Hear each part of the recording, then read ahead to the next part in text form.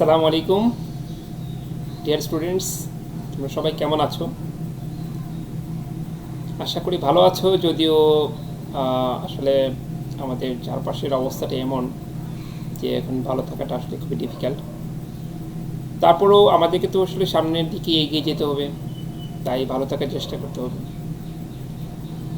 তো আমরা ঈদের পরে আবারও ফিরে আসলাম আমাদের অনলাইন ক্লাসে। তো আমি যে চ্যাপ্টারটা তোমাদের পড়াচ্ছিলাম, চ্যাপ্টার 6, আমি সেইটি কন্টিনিউ করব। তো আমার যদি মনে পড়ে যে জ্যামিতিক আলোক বিজ্ঞান বা জিওমেট্রিক্যাল অপটিক্সের আমরা লেন্স পড়েছিলাম, তারপরে অপটিক্যাল ডিভাইস বা আলোক যন্ত্র অর্থাৎ মাইক্রোস্কোপ, টেলিস্কোপ, এগুলো আমরা পড়েছিলাম। ঠিক আছে। তো আজকে আমি তোমাদেরকে এই চ্যাপ্টার আর একটা গুরুত্বপূর্ণ টপিক আমি পড়াবো। তোমাদেরকে আমি এর আগেও বলেছিলাম এই চ্যাপ্টারের শুরুতেই যে এই চ্যাপ্টারে মেইনলি 3টা খুব ইম্পর্টেন্ট টপিক। একটা হচ্ছে লেন্স মেকার ফর্মুলা বা লেন্স প্রস্তুতকারকের সমীকরণ, আর তারপর হচ্ছে আমার আলোক যন্ত্র অর্থাৎ মাইক্রোস্কোপ, টেলিস্কোপ, এই আলোচনাটা, আর হচ্ছে প্রিজম। ঠিক আছে। তো আজকে আমি ইনশাল্লাহ তোমাদেরকে প্রিজমের উপরে কিছু ডিসকাস করার চেষ্টা করব, এবং তারপর আমাদের বেসিক্যালি আর একটা ক্লাস নিলে ইনশাল্লাহ হয়ে যাবে। একটি ডিসপারশন বা আলোর বিচ্ছুরণ নিয়ে কিছু জেনারেল ডিসকাশন নেক্সট ক্লাসে করব।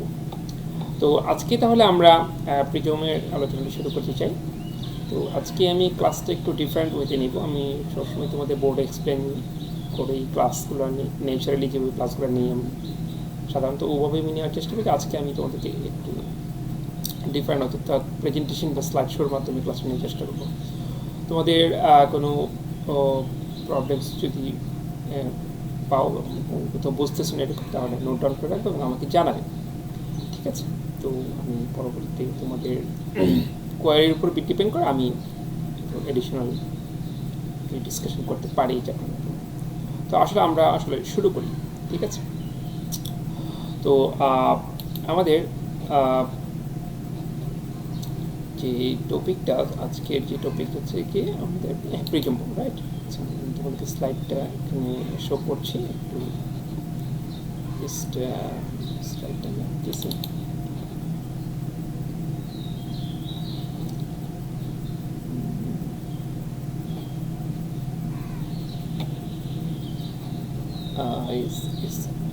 ওকে, আর মোস্ট চলে আসছে।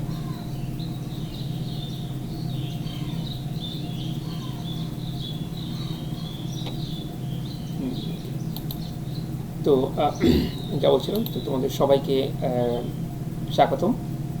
তো আমরা ফার্স্টে এসে কিছু পিকচার দেখি, কিছু ছবি দেখি। আজকে আমরা যে টপিকগুলোটা পড়বো প্রিজম, তার রিলেটেড কিছু পিকচার। তোমরা সবাই এই পিকচারগুলো চিন, রাইট?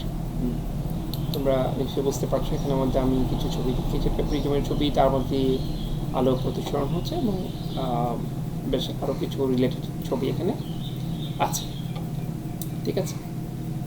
তো দিস ইজ দ্য থিং, আমাদের চ্যাপ্টার 6 জ্যামিতিক আলোক বিজ্ঞান বা জিওমেট্রিক্যাল অপটিক্স, এবং আমাদের আজকের টপিক হচ্ছে কি প্রিজম। ওকে, প্রিজমের বাংলা কি কেউ বলতে পারবে? প্রিজম এটা তো ইংরেজি শব্দ, রাইট? প্রিজমের বাংলাটা কিন্তু খুব সুন্দর একটা শব্দ, বাট এটা হয়তো অনেকেই জানেন। ত্রিশির কাজ। ত্রিশির মিনস বুঝতে পেরেছো না? এটা 3টি মাথা, ত্রিশির কাজ। ওকে। তো এই আজকে যে ক্লাসটা, আজকের যে অংশটুকু আমি তোমাদেরকে পড়াবো, এটা পড়ানোর পর তোমরা স্টুডেন্টসরা, তোমরা শিক্ষার্থীরা যে বিষয়গুলো জানতে পারবা সেগুলো হচ্ছে প্রিজমের মধ্য দিয়ে আপতিত আলোক রশ্মির বিচ্যুতির কোণ বের করতে পারবা। তোমরা বিচ্যুতি কোণ কি সেটা আমরা এর আগে আলোচনা করেছিলাম, এবং তোমরা ন্যূনতম বিচ্যুতি কোণও বের করতে পারবে। ঠিক আছে। আচ্ছা, এখানে ন্যূনতম বিচ্যুতি কোণ, এটা একটা নতুন একটা বিষয়, আমরা এটা আলোচনা করব ইনশাল্লাহ। প্রিজমের উপাদানের প্রতিসরণাঙ্ক, অর্থাৎ প্রিজমটা যেই উপাদান দ্বারা তৈরি সেই উপাদানটার প্রতিসরণাঙ্ক আমরা নির্ণয় করতে পারবো। এবং সরু প্রিজম বলতে একটা বিষয় আছে, থিন প্রিজম। তো আমরা সরু প্রিজমের ক্ষেত্রে বিচ্যুতি কোণ বের করতে পারবো। মোটামুটি এই 3টা ইম্পর্টেন্ট জিনিস তোমরা এই ক্লাস শেষে জানতে পারবে। ঠিক আছে। একটা অ্যাঙ্গেল অফ ডেভিয়েশন বা বিচ্যুতি কোণ, মিনিমাম অ্যাঙ্গেল অফ ডেভিয়েশন বা ন্যূনতম বিচ্যুতি কোণ, তারপর রিফ্র্যাক্টিভ ইন্ডেক্স বা প্রতিসরণাঙ্ক আর প্রিজমের ম্যাটেরিয়ালে আর থিন প্রিজম, মেইনলি হচ্ছে এই তিনটা বিষয় আমরা পাবো। আচ্ছা, তো ফার্স্ট হচ্ছে আমরা একটু দেখি what is prism. Okay, prism জিনিসটা কি? প্রিজম বা ত্রিশির কাজ তোমরা এখানে দেখতে পাচ্ছ, আমি একটা ডায়াগ্রাম দিয়েছি এখানের মধ্যে। এটা একটা অ্যাকচুয়াল ছবি আর এটা হচ্ছে একটা রে ডায়াগ্রাম, ঠিক আছে? তো prism is very simple definition. আমরা যদি একটু দেখি what is prism. The prism is a transparent homogeneous refracting medium bounded by 3 rectangular and 2 triangular plane surfaces. A prism has 5 planes. Look here. And দেখো একটা ট্রায়াঙ্গেলের আকার, একটা ট্রায়াঙ্গেল বা ত্রিভুজাকৃতি, আর দেখো এই পাশে একটা, এইটা একটা এবং নিচে একটা। বুঝতে পারছি এটা ঘরের চালের মতন, ঠিক না? গ্রামে যে ছুটি নিয়ে কথা, এটা একটা আয়তাকার, এটা একটা আয়তাকার এবং নিচে এটা একটা আয়তাকার, ঠিক আছে? আর এই যে এটা একটা ত্রিভুজাকৃতি, এটা ত্রিভুজাকৃতি। So how many planes? We have 5 planes here, 3 rectangular plane বা 3টি আয়তাকার আর 2টি হচ্ছে ত্রিভুজাকৃতি।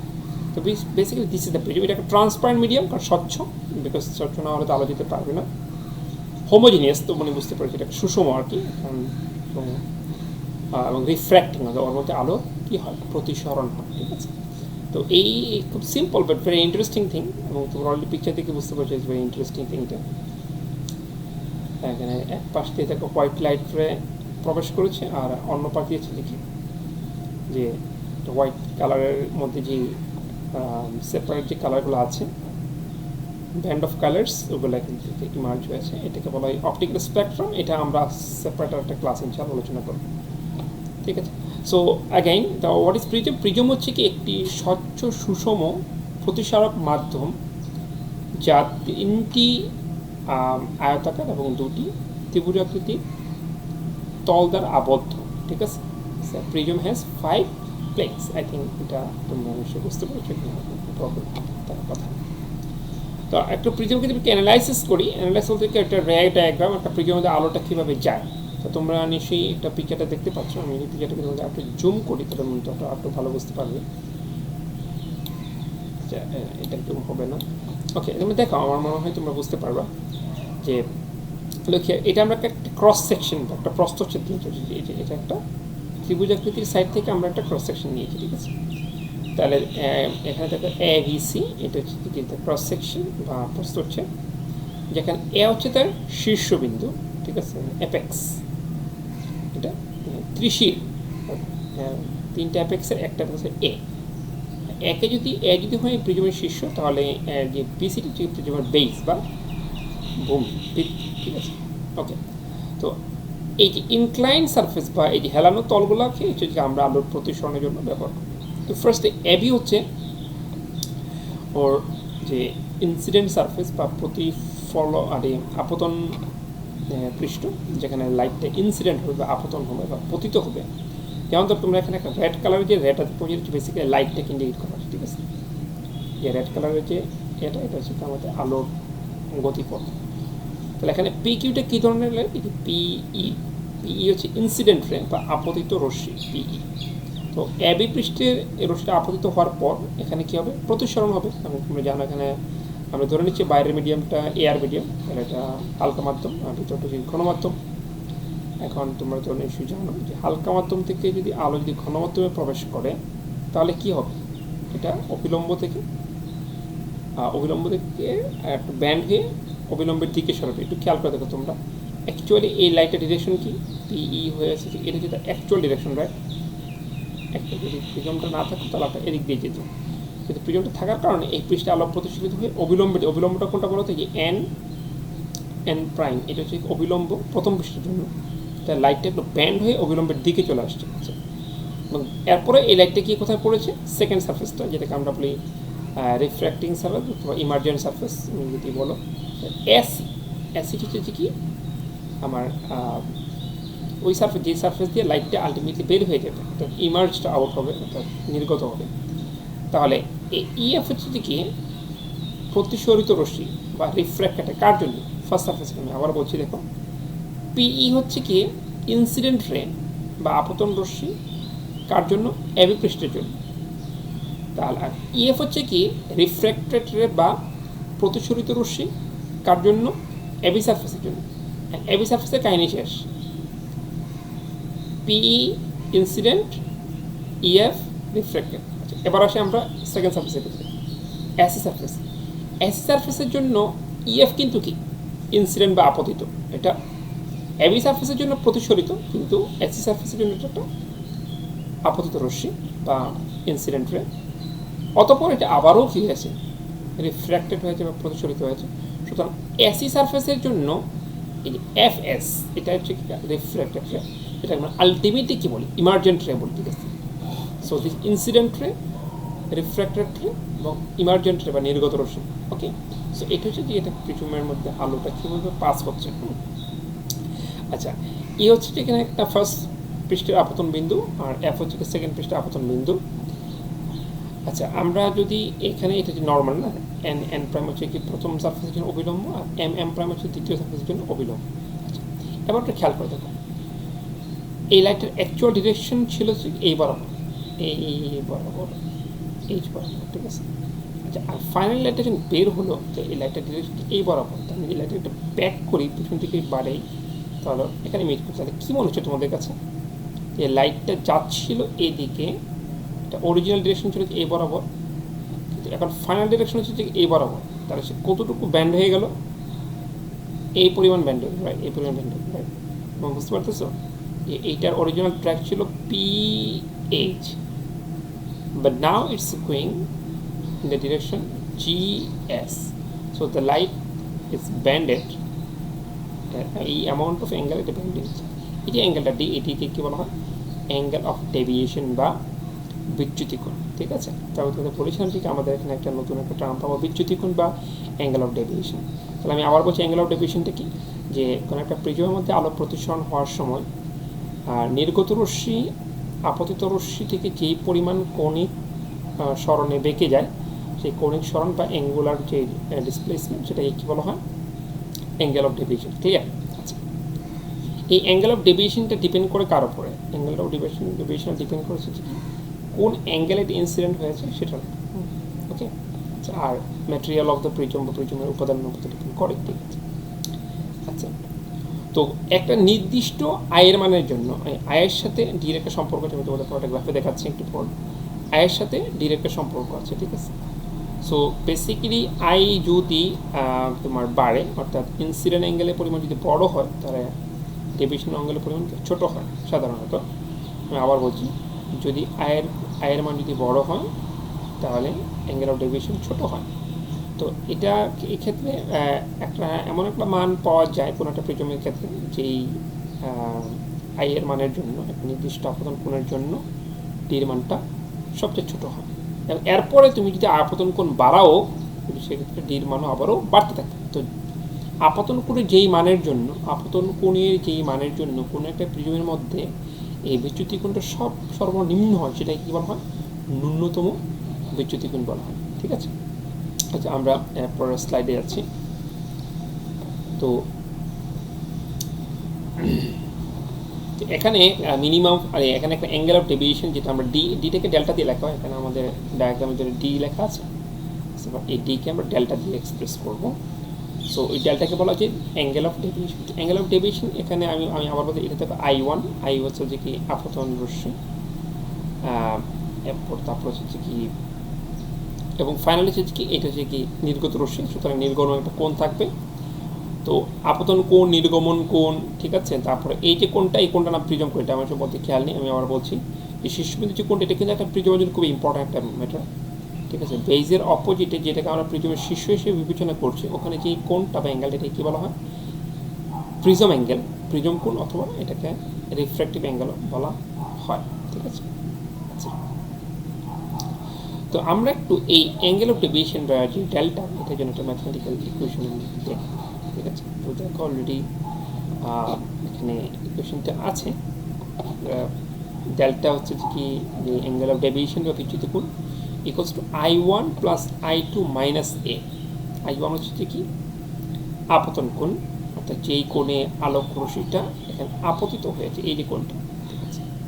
আর I2 হচ্ছে যে কোণে সে কী হলো, এই যে কোনটা দেখছো, এই কোনটা দেখছো, এই কোনটা ডায়াগ্রামটা অনেক ছোট হয়ে গেছে না, এটা ভালো হতো মনে হচ্ছে।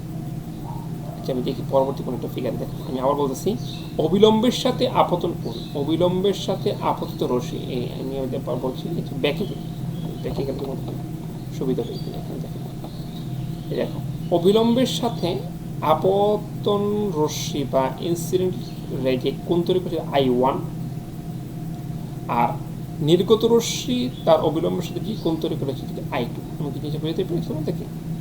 This is I1 and this is I2। Okay, তাহলে আমাদের যে বিচ্যুতি কোণ যেটা সেটা থেকে delta is equals to I1 plus I2 minus A, এটা কি প্রিজম কোণ। তো তোমাদের এই কোয়েশ্চেন মনে হয় আমি অবশ্য শর্ট করে এই কোয়েশ্চেনটা কেউ আসছে আমি একটু করে তোমাদেরকে দেখাবো, অথবা তোমরা বই থেকে দেখে নিতে পারো। এটা আসলে it is not big issue, very simple geometry use করে এটা এক্সপ্লেন করা হচ্ছে, তোমরা বই থেকে দেখে নিলে ভালো হবে। তো তাহলে আমি আবারও ইকুয়েশনটা এক্সপ্লেন করছি যে ডেল্টা হচ্ছে আমাদের কি বিচ্যুতি কোণ, বিচ্যুতি কোণ ইজ ইকুয়ালস টু আপতন কোণ প্লাস নির্গমন কোণ মাইনাস প্রিজম কোণ, incident angle plus emergent angle minus prism angle. এটা হচ্ছে আমার অ্যাঙ্গেল অফ ডেভিয়েশন অথবা বিচ্যুতি কোণের ফর্মুলা। ঠিক আছে, তো আশা করছি তোমরা বুঝতে পারবে। আমরা বই থেকে একটু ডেরিভেশন দেখে নেব, ইনশাআল্লাহ কোনো প্রবলেম হবে না। আচ্ছা আমি এখানে একটু রেড ডায়াগ্রামটা আর একটু এক্সপ্লেন করে দেখিয়েছি। এই যে হলুদ অংশটুকু যদি বলো তো অ্যাঙ্গেল অফ ডেভিয়েশন, এই যে হলুদ, বুঝতে পেরেছো? এইটা হচ্ছে যে কি অ্যাঙ্গেল অফ ইনসিডেন্স, যেটা আই দিয়ে এক্সপ্রেস করছে, আর অ্যাঙ্গেল অফ ইমার্জেন্স এই যে ই, এটা আমরা ইটাকে আমরা I2 বলছি, এটা I1, এটা I2। ঠিক আছে, এটা হচ্ছে আমাদের ডেল্টা, এটা প্রিজম অ্যাঙ্গেল। ওকে, ক্লিয়ার? আচ্ছা বুঝতে পেরেছো? তো দেখো এই যে ন্যূনতম বিচ্যুতি কোণ তোমাদেরকে আমি যে ম্যাটারটা বলেছি, it's very important. Angle of incidence বা আই অর্থাৎ আপতন কোণ, আপতন কোণের মান যত বড় হচ্ছে, ইনিশিয়ালি দেখো এখানে খেয়াল করতে, আপতন কোণের মান যতই বড় হচ্ছে ততই হচ্ছে কি বিচ্যুতি কোণের মান কমছে কমছে কমছে কমছে কমছে, আপতন কোণ বাড়ছে। দেখো রাইটে এটা হচ্ছে আপতন কোণ, আর এটা হচ্ছে angle of deviation. So with the increase of the angle of deviation in the right side, the angle of deviation is getting downward, that means এটা কমছে কমতে কমতে একটা সার্টেন ভ্যালু, এই জায়গাটা দিলাম, এটা একটা আপতন কোণ একটা মান, এই জিনিসটা আপতন কোণ, এটা ধরো I1 ছিল, বাড়তে বাড়তে বাড়তে বাড়তে বাড়তে এমন একটা মান পাওয়া গেলো এই ইনসিডেন্ট অ্যাঙ্গেল, যার জন্য এই অ্যাঙ্গেল অফ ডেভিয়েশন মিনিমাম হলো। এরপরে কিন্তু আবার উল্টো হয়ে গেল, সেটা যে কি যতই তোমার অ্যাঙ্গেল বাড়ছে ততই হচ্ছে দিকে আবার বিচ্যুতি কোণ বাড়ছে। দ্যাট মিন্স কি একটা নির্দিষ্ট ইনসিডেন্ট অ্যাঙ্গেলের জন্য আমরা একটা মিনিমাম একটা অ্যাঙ্গেল অফ ডেভিয়েশন পাই। ঠিক আছে, এবং এই একটা অ্যাঙ্গেল অফ ডেভিয়েশন পাই, এই অ্যাঙ্গেল অফ ডেভিয়েশনটা কী বলা হয়? Minimum angle of deviation. ঠিক আছে, আশা করি তোমরা জিনিসটা বুঝতে পেরেছো। তো আমরা নেক্সটে যাব। তো এটাকে ডেল্টা এম দ্বারা এক্সপ্রেস করা হয় অ্যাঙ্গেল অফ ডেভিয়েশনকে। ওকে, সো আমরা একটা ভিডিওটি চলবে কিনা আমি বুঝতে পারছি না, চলবে না। এখানে আমার অরিজিনাল স্লাইডে একটা ছোট্ট ভিডিও ক্লিপ ছিল, এটা দেখে আমার অন্য কোনো একটা সংখ্যা দেখানোর চেষ্টা করবো। ঠিক আছে, তো আচ্ছা আমরা এখন যে কাজটা করবো সেটা হচ্ছে যে কি এই যে ন্যূনতম বিচ্যুতি কোণ এবং এর আগে আমরা যেটা বিচ্যুতি কোণের আইডিয়া পেয়েছি, ঠিক আছে, এই দুটো কনসেপ্ট ইউজ করে আমরা এই যে প্রিজমটা, এই প্রিজমের উপাদানে কী বের করবো? প্রতিসরণাঙ্ক বের করবো। প্রিজমের উপাদানের প্রতিসরণাঙ্ক বা refractive index of this prism বের করবো। তোমরা আমার কথা বুঝতে পেরেছো? আমি আবার বলছি যে আমরা দুইটা ইম্পর্টেন্ট কনসেপ্ট পেয়েছি, একটা অ্যাঙ্গেল অফ ডেভিয়েশন, ঠিক আছে, অ্যাঙ্গেল অফ ডেভিয়েশন পেয়েছি, আরটা হচ্ছে মিনিমাম অ্যাঙ্গেল অফ ডেভিয়েশন পেয়েছি। ঠিক আছে, আর একটা প্রিজমের তো বিভিন্ন অংশগুলো তোমাদের জানা আছে। এগুলোকে আমরা ইউজ করে আমরা একটা প্রিজম, এটা কি কাচের প্রিজম না এটা অন্য কোনো ম্যাটেরিয়াল দিয়ে তৈরি কোনো একটা প্রিজম, এবং তার রিফ্র্যাক্টিভ ইন্ডেক্স কত সেটা হচ্ছে কি আমরা একটু দেখতে চাই। তো এটা আমরা একটা বের করার জন্য একটা ইকুয়েশন আছে, এটা হচ্ছে মেইন ইকুয়েশনটা। আমি ইকুয়েশনটা তোমাকে স্লাইড একটু ডেরিভেশনের জন্য দেখানোর চেষ্টা করবো। তো এটা হচ্ছে মেইন ইকুয়েশনটা। ইকুয়েশন আমরা আসতেছি, তোমরা একটু খেয়াল করতে। এখানে আমি একটা শর্ট একটা ম্যাথমেটিক্যাল অ্যানালাইসিস করেছি। এটা আমার মধ্যে হয়তো দেখতে সমস্যা হচ্ছে, হয়তো বা বেটার হচ্ছে তাহলে তোমরা একটা কাজ করবে, এটা হচ্ছে বই থেকেই একটু দেখে নিবে। তা it's very easy, I am sure you will understand. এটা কোনো প্রবলেম হবে না তোমাদের, খুব সাধারণ। আমি আবার বলছি, এই অংশটুকুতে অপটিক্সের এই অংশটুকুর যে ম্যাথমেটিক্সগুলো করে খুব সিম্পল ম্যাথমেটিক্স, ঠিক আছে। আমার মেইন ইকুয়েশন হচ্ছে যে এটা আমরা পেছনে যেটা পড়েছিলাম, যে মেইন ইকুয়েশন হচ্ছে এটা, this is the main equation here, look here. আচ্ছা, তো আমি একটু তাহলে ন্যূনতম বিচ্যুতি বিষয়টা একটা এক্সপ্লেন করি। যেটা আমি তোমাদেরকে একটা গ্রাফ থেকে বুঝিয়েছি, ঠিক আছে। কিন্তু এই ঘটনাটা কখন ঘটে, অর্থাৎ এই যে ন্যূনতম বিচ্যুতিটা, এটা তোমরা কখন পাবে? তুমি কি আমার কথা বুঝতে পারছো? এই যে এখানে তোমরা যে ফিগারটা দেখো, এই যে এখানে ন্যূনতম বিচ্যুতি কোনটা, এটা পাওয়া যাবে কেবল একটা মাত্র শর্তে। সেই শর্তটা হচ্ছে কি, তো আপতন কোণ এবং যে ইমার্জেন্ট অ্যাঙ্গেল, অর্থাৎ আমি যদি একটু বেঁকে যাই, এখানে এই যে এখানে দেখো, এই যে কোণটা দেখতে পাচ্ছ, দেখো বাম দিকে যে কোণটা দেখা যাচ্ছে, এই কোণটা এবং এই কোণটা কী হতে হবে, সমান হতে হবে। দেখলে I1 is equals two I2। আচ্ছা, তোমরা কি ভিতরে দুটো অ্যাঙ্গেল দেখতে পাচ্ছ? আমি একটু ডায়াগ্রামটা তোমাকে একটু বড় করি, লুকিয়ে। এটা I1, এটা I2। I1 কি বলো, আপতন কোণ, I2 নির্গমন কোণ। আচ্ছা, এটা যদি I হয় প্রথম সারফেসের জন্য, তো এখানে একটা আর পাবো না আমরা, অর্থাৎ প্রথম সারফেসের জন্য আপতন কোণ, প্রদর্শন কোণ। আবার দ্বিতীয় সারফেসের জন্য আমরা এখানে একটা আর পাবো, তো এটা যদি R1 হয়, এটা যদি R2, ক্লিয়ার। এটা I1, এটা R1, এটা R2, এটা I2, okay. So minimum angle of ডেভিয়েশনের জন্য কন্ডিশন হচ্ছে কি, this angle must be equals to this angle, and this angle must be equals to this angle, okay. That means I1 is equals to I2, R1 equals to R2. So তোমরা বইয়ে দেখবে যে এখানের মধ্যে দুইটা equation use করেছি আমরা। একটা হচ্ছে কি, যে ইকুয়েশনটা আমরা এই যে পড়েছিলাম এখানে, delta equals to I1 plus I2 minus A. তোমরা দেখিও, আমি জাস্ট মুখে মুখে বলে দিচ্ছি, ন্যূনতম বিচ্যুতির জন্য I1 আর I2 কী হবে, ইকুয়াল হবে। তাহলে you can write I1 plus I1 অথবা I2 প্লাস I2। এখান থেকে তুমি একটা I1 এর জন্য একটা ইকুয়েশন বের করতে পারবে। একে যদি ওই পাশে নিয়ে যাও, তো A প্লাস ডেল্টা এম, এবং যখন তুমি I1 আর I2 ইকুয়াল লিখবে, তখন এটা কী হয়ে যাবে, ডেল্টা এম হবে। কারণ আমরা জানি যে কি, যখন আপতন কোণ এবং নির্গমন কোণ সমান হয়ে যায়, তখন এই কোণটা ন্যূনতম হয়ে যায়, ঠিক আছে। আচ্ছা, আর প্রিজম ইকুয়েশন একটা আছে, প্রিজম ইকুয়েশনটাও তুমি এখানে পাবে। সেই ইকুয়েশনটা ইউজ করেছে যে কি, আমরা ফাইনালি এই ইকুয়েশনটার মাধ্যমে ডিরাইভ করেছি। লক্ষ্যের এখানে দেখা আছে যে twice I equals to A plus delta M, ঠিক আছে। আবার R1 equals two R2, so এখান থেকে আমরা R1 equals to A by R2 পাই। Therefore mu is equals to, আমরা যিনি প্রতিসরণাঙ্ক মানে কি বলো, প্রতিসরণাঙ্ক আমরা পড়েছিলাম এটাকে ক্লাসে। প্রতিসরণাঙ্ক হচ্ছে যে কোনো একটা মাধ্যমে যার আপতন কোণ এবং প্রতিসরণ কোণের সাইনের অনুপাত, তাই না? স্নেলস ল বলে তোমরা সবাই জানো, যে mu equals to sine i by sine r. আমরা এখন আই এবং আর এর জন্য একটা ইকুয়েশন বের করে বসিয়ে দিয়েছি, এটা পেয়ে গিয়ে, ঠিক আছে। It's very simple derivation, I am absolutely sure যে ইউ ক্যান আন্ডারস্ট্যান্ড। এটা বই থেকে একটু দেখো, আমি ডিসকাস করছি না, আমি তাদের মেইনলি কনসেপ্টটা একটু বুঝিয়ে দিচ্ছি, ঠিক আছে। আচ্ছা, তো এরপর আমরা যে জিনিসটা তোমার একটু আলোচনা করছি, থিন প্রিজম বা সরু প্রিজম। থিন প্রিজম এটা কিন্তু পরীক্ষায় খুব ইম্পর্টেন্ট আসে, প্রায় সময় এই ডেফিনেশন আছে, হোয়াট ইজ থিন প্রিজম বা সরু প্রিজম বলতে কী বোঝো। আসলে ভেরি সিম্পল থিং, যেই প্রিজমটা সরু, সরু বলতেও বললে হবে না, আমাকে তো একটু স্পেসিফিক্যালি এটার পরিচয়টা দিতে হবে। If the prism angle is less than 60 degree, prism angle কোনটা, এটা প্রিজম অ্যাঙ্গেল।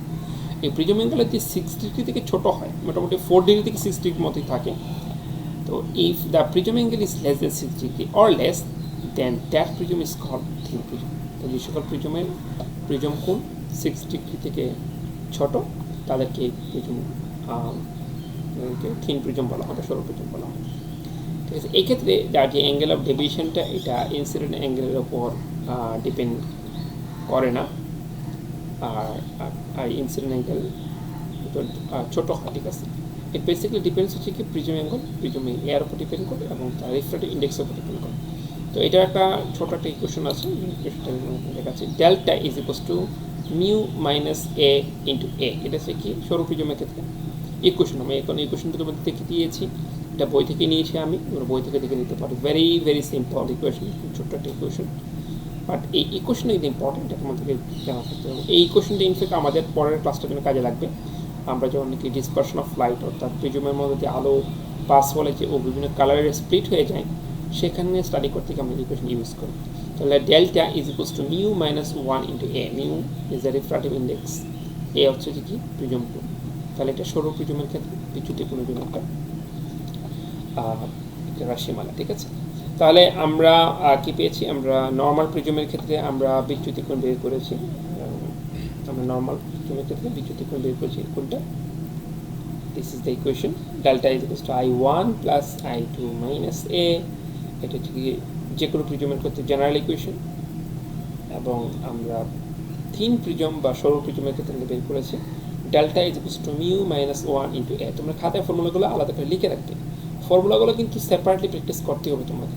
তুমি থিওরি পড়েছো, বুঝেছো, ভালো কথা, কিন্তু পরীক্ষা হলে ম্যাথস করার সময় তো তোমাকে কুইকলি যে কি ফর্মুলাটা লিঙ্ক করতে হবে, এই জন্য ফর্মুলাগুলোকে সেপারেটলি প্র্যাকটিস করবে, খাতায় আলাদা করে লিখবে, টেবিলের সামনে সেট করে রাখবে, যেন তোমার নর্মাল পড়াশোনা ছাড়াও যেন তোমার চোখের সামনে ইকুয়েশনগুলো ভাসে, ঠিক আছে। এটা কিন্তু একটা গুড টেকনিক, কারণ ইকুয়েশন বা এই ধরনের বিষয়গুলো কিন্তু মুখস্থ করা যায় না, একেবারেই ইম্পসিবল মুখস্থ করা। যাতে এগুলো প্র্যাকটিস করে করে বা এটা দেখতে দেখতে তুমি এগুলোর সাথে অভ্যস্ত হয়ে যাবে, ঠিক আছে। আচ্ছা, তা এইটা হচ্ছে আমাদের থিন প্রিজম। তো আমরা যদি এরপরে প্রসিড করি, ওকে, আমাদের মোটামুটি আমরা গুছিয়ে নিয়ে এসেছি। তো আমরা যা পড়লাম এখানের মধ্যে প্রিজমের প্রতিসরণাঙ্ক, প্রিজমের বিচ্যুতি কোণ বা ন্যূনতম বিচ্যুতি কোণ।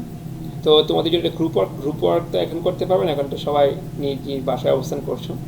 তো ইনশাল্লাহ যখন আমরা আবারও কলেজে ফিরতে পারবো তখন তোমরা গ্রুপ ওয়ার্ক করবে, আমি তোমাদেরকে নিয়ে গ্রুপ ওয়ার্ক করবো ইনশাল্লাহ, প্র্যাকটিক্যাল ল্যাবে এবং ক্লাসরুমে, এবং আমরা প্রিজমের প্রতিসরণাঙ্ককে নির্ণয় করবো, প্রিজমের রিফ্র্যাক্টিভ ইন্ডেক্স আমরা বের করবো, ঠিক আছে। আচ্ছা, এটা হচ্ছে তোমাদের গ্রুপ ওয়ার্ক। এরপর তোমাদের জন্য হচ্ছে যে কি আমি একটু চেক করি যে আমরা কী কী তারা শিখলাম। What is prism? ওকে, সংক্ষেপে বলো তো প্রিজম জিনিসটা কি। প্রিজম বা ত্রিশির কাজ, প্রিজম হচ্ছে যে কি একটা স্বচ্ছ, একটা সুষম প্রতিসরক মাধ্যম, যেখানে দুটি ত্রিভুজাকৃতি তল এবং তিনটি আয়তাকার তল থাকে, অর্থাৎ মোট 5টি তল থাকে। আর সরু প্রিজম হচ্ছে কি যে প্রিজম অ্যাঙ্গেল বা প্রিজম কোণ 6 ডিগ্রি থেকে ছোট, বেসিক্যালি ওদেরকে আমরা সরু প্রিজম বলে থাকি। আর ন্যূনতম বিচ্যুতি কোণ বলতে কি বুঝো? ফার্স্টে বিচ্যুতি কোণটা কি, কি প্রিজমের মধ্যে দিয়ে আলো প্রতিসরণ হওয়ার সময় নির্গত রশ্মি আপতিত রশ্মির থেকে যেই পরিমাণ বেঁকে যায়, যে পরিমাণ কোণ আর সরণ হয়, তাকে বলা হয় বিচ্যুতি কোণ। আচ্ছা, আর ন্যূনতম হচ্ছে কি কোনো একটি প্রিজমের বিচ্যুতি কোণ আপতন কোণের উপর নির্ভর করে। প্রাথমিক অবস্থায় আপতন কোণ বাড়তে থাকলে বিচ্যুতি কোণ কমতে থাকে। এভাবে আপতন কোণ একটি নির্দিষ্ট মানের জন্য বিচ্যুতি কোণের মান সর্বনিম্ন হয়, অতঃপর আপতন কোণ বাড়ানোর পর বিচ্যুতি কোণ আবারও বাড়তে থাকে। তো আপতন কোণের ন্যূনতম যেই মানের জন্য মিনিমাম অ্যাঙ্গেল অফ ডেভিয়েশন বা বিচ্যুতি কোণটা পাওয়া যায়, সেটা কি ন্যূনতম বিচ্যুতি কোণ বলা হয়। তো একটা হোমওয়ার্ক দিচ্ছি তোমাদেরকে, এই হোমওয়ার্কটা তোমরা বাসায় করবে, প্র্যাকটিস করবা। তো কোশ্চেনটা তোমরা একটু খেয়াল করো। একটি সমবাহু প্রিজমের প্রতিসরণাঙ্ক √2। একটি সমবাহু প্রিজম, প্রতিটি লাইন কিন্তু তোমাকে কেয়ারফুলি পড়তে হবে। একটি সমবাহু প্রিজমের প্রতিসরণাঙ্ক √2 হলে এর ন্যূনতম বিচ্যুতি কোণ নির্ণয় করো। Refractive index of A equilateral triangle is √2, determine it's minimum angle of deviation. ঠিক আছে, ইমেজটা করবে। আমি যদি তোমাদের একটু হিন্টস দিই, এখানে তারা কী কী দেওয়া আছে বলো তো। প্রিজমের প্রতিসরণাঙ্ক, তারপরে রিফ্র্যাক্টিভ ইন্ডেক্স তোমার দেওয়া আছে। Refractive index what? মিউ। আচ্ছা, তোমায় কী বের করতে হবে? ন্যূনতম বিচ্যুতি কোণ Δm, রাইট? আচ্ছা, তাহলে তোমার কাছে এখানে ইনফরমেশন আছে কয়টা? একটা ইনফরমেশন দেওয়া আছে প্রতিসরণাঙ্ক √2, তোমার Δm বের করতে হবে। আর কি কোনো ইনফরমেশন নেই কোশ্চেনটার মধ্যে? ভালো করে খেয়াল করে দেখো।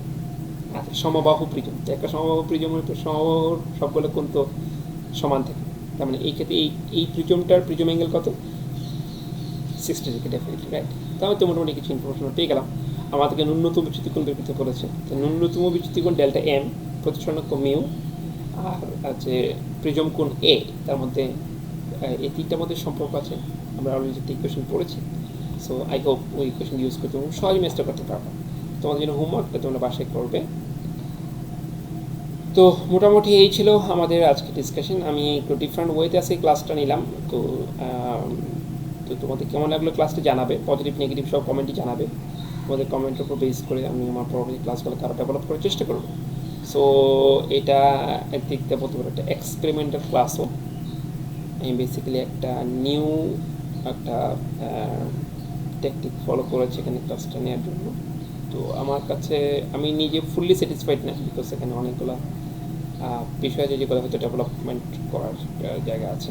ইনশাল্লাহ in the next class I will try my best to make the proper arrangement of the class.